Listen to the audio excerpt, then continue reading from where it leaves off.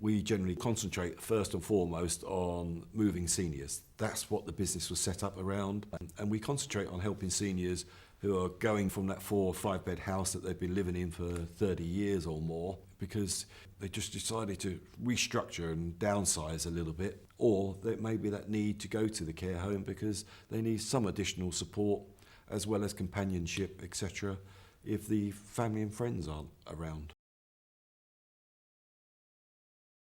Yeah, it's extremely difficult, and most of the people that we meet have been in their house somewhere between 20 and 50 years, and the kids have all grown up there. It's where the grandchildren know grandma and granddad, and the children will tell you stories about the house, about how they extended it and how they had fun there. And it may be they're telling me all of that because they need to sell it, to pay for care fees or support or however it's going to be. Or it's just in that chapter of their life now where mum and dad have moved on, we don't need this property anymore. The person that may be going to the care home or the retirement village, there'll be some, I don't understand why I'm going, or you're just trying to push me out because you want to sell my home. It's not that at all. It's all about looking after you. It's all about making sure that you're comfortable and making sure that the next chapter in your life is supported in the best way possible. Most of the time, it's a relative that we're talking to about our services, and it's at that point I understand who the person is that's going to the care home and whereabouts they are on their journey, whether that be dementia, independent living still, whatever it might be. What size of room are they going to? And a lot of these inquiries is about them and what they want to take and why they want to take it. And sometimes people might think, well, why do you want to know that? Well, my answer to that is because I can advise you, because we've been doing it for so many years, we know the layouts of the rooms, and therefore we can give the best advice about what to take, making sure you're taking the right thing, the right time. And of course, all the little things in life, the pictures, the ornaments, they can always swap around at a later date. But it's the larger things that we're really concerned about. It's very, very important for a dementia patient or resident to have the memories with them, because one of the aspects of dementia, it will go from the present all the way back to their childhood. So it's important that all those memories of their own family, their mum and dad, and maybe even their grandparents are there, because they will transition to that period before they go. And so the problems become with the people that are moving them, not us, the family members, or those that don't understand that journey. I have said in the past to those family members, look, you go and make me a cup of tea while I talk to your mum, your dad, your aunt or your uncle, because it's important that they feel involved about what's happening to them. Because it's not that they don't understand, they do, it's just that they might forget. Because they feel it's losing a lot of independence. And it isn't, because yes, they're in a care home, they have their room, and some of the rooms are really big, and they can come and go as they please. They're not tied to that care home. It's only if they're, any particular nursing care needs, or if they're on that journey of dementia, that they would be restricted, which you would be if you were at home anyway. Sometimes when you come across a resident that's been on his or her own for a period of time, they aren't feeding themselves, they aren't taking their medication, they haven't really seen anybody from a human connection, communication perspective. And once they go into a care home and they start getting regular food, regular medication, regular touches with entertainment, other residents of a similar age, residents that have generally been through similar things as well, and you see them a couple of weeks or even 3 weeks later, and they are completely different. They actually love it. They've actually gained 5 years. And some of them say, I wish I'd have done it sooner. Because we've been doing this a long time, we give it a lot more thought.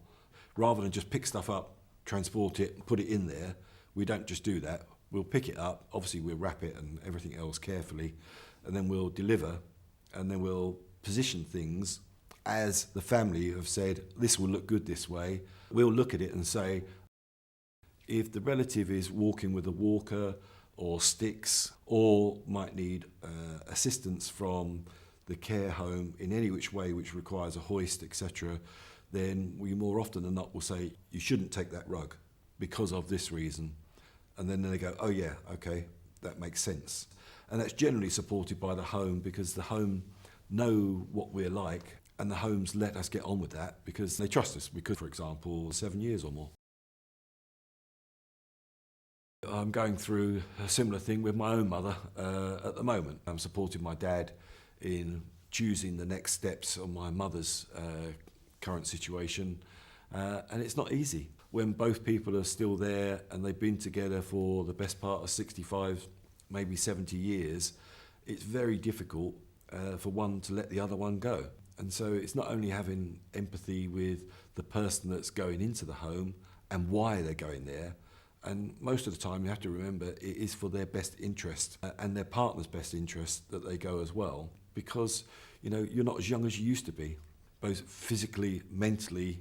We get tired, as we get a little bit older, and so it's dealing with both sides of the coin, really. We've had relationships with a lot of the care homes for many years, and plus the fact that the care homes recommend us because of what we do and how we do it, and how we appreciate when we go into the care home the other residents. And what I really mean by that is that on the dementia floors that the care homes have, it's important that you make sure the lift is closed behind you so a resident doesn't step into it and want to try and go downstairs. It's important that you close the door. It's important that you understand the environment that you're in so that you don't upset anybody. So I think at the end of the day, what's important to them is our understanding of what we're doing and who we're doing it for. You learn from experience, but one thing leads to another. And so people ask me, could you do a house clearance? Yes, I can. What would you do with the stuff? The first thing we recommend is family and friends. Make sure any treasured things have gone to those groups of people first, because once it's gone, invariably it's gone. And so family and friends is first and foremost. Leave a couple of weeks gap in between. The next step would be, what can we sell, where can we sell it? Auction or online selling site. We do support homeless. We support some of the homeless charities in Camberley, where I live. We support the Women's Refuge, so where they've left a violent relationship and they've just left with a suitcase, the children in tow, and then we support them. We're giving them like chest of drawers, bedside cabinets, useful things like that, so they can start their new life. And invariably, it's jolly good stuff that we have, that we give to charities. I don't have anywhere to store it, and so if we can't sell it, then we'll give it to the charity who will hopefully make good use of it. What's left, charity, what we can, what we can't, we recycle in terms of waste. So those four kind of businesses came out of moving a senior down to a care home or retirement village. And the next one that came from it was probate. Would I do probate valuations? I'd never done a probate valuation before. I thought it was a specific field. I thought it may even be a legal field. But it turns out that it's not. What it is really is a comprehensive review of what's left in the property. And that could not only what's in the property, but outside the property, in the sheds, garage, cars, etc.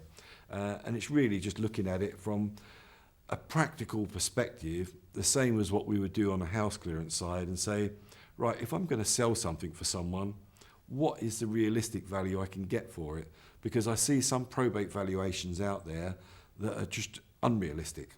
And when the person has been asked, well, would you like to take some of this and sell it? They go, oh, no, I couldn't do that because the value isn't there. Well, then why value it at that if you can't sell it for it? And because a lot of these people that do probate valuations are, shall we say, in the second-hand selling field. And so give it a realistic value for the probate purposes. And then the last thing that we do for people, sometimes family are scattered all over the world, is so that we send treasured possessions all over the world, sometimes from a probate and sometimes while the customer is still alive. That niece, that nephew, they want a certain thing, so we'll ship it to New Zealand, we'll ship it to Australia, and therein comes my logistical experience from not only when I was at UPS but also when I was at mailboxes, because they do a lot of work with auction houses, is understanding the customs side of life and being able to ship it as efficiently as possible. It's important that people research the care home based on the needs of what the family member requires. And I know it's different for everybody from a finance perspective, but there are a multitude of care homes out there. There are a multitude of CQCs, the carehome.co.uk reviews, and nothing is better than going to see the care home and having a look round yourself as well to truly understand what it's about and is it the right place for my relative.